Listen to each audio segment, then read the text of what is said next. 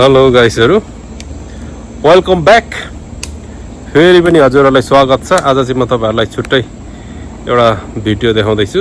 के हो भने चाहिँ आज चाहिँ यहाँनिर हरियो मकैको पोलेर खाने कार्यक्रम छ। यो पछाडी देख्दै हुनुहुन्छ। म तपाईहरुलाई देखाउने छु। हरियो मकै चाहिँ यसरी पोल्दैछु ग्रिलमा। यहाँनिर टक्क अब रेडी हुन आँटेको छ।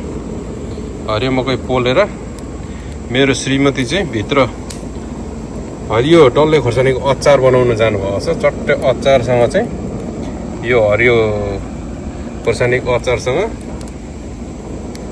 पोलेको मकै पोलिसकेको मकै चाहिँ पोलेको मकै चाहिँ यहाँ ठ्याक्क भित्र लिएको छौँ यहाँनिर।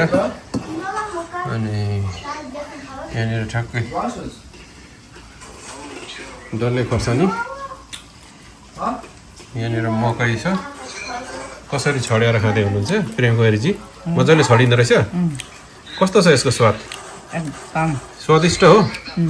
ल उहाँले एकदमै मजाले यसको स्वाद लिइराख्नु भएको छ। अब म पनि लिन्छु है। मकै चाहिँ यहाँ रेडी पारियो।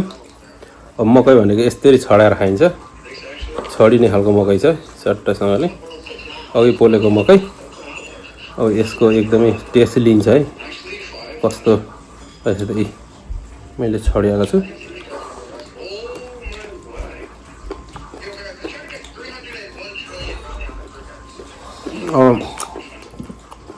यो अक्कबारे भन्छ होला। अक्कबारेसँग चाहिँ खानु हुँदो अक्कबारे मकै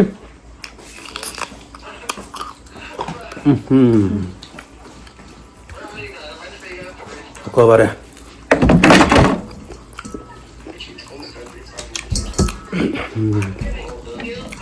मिठो।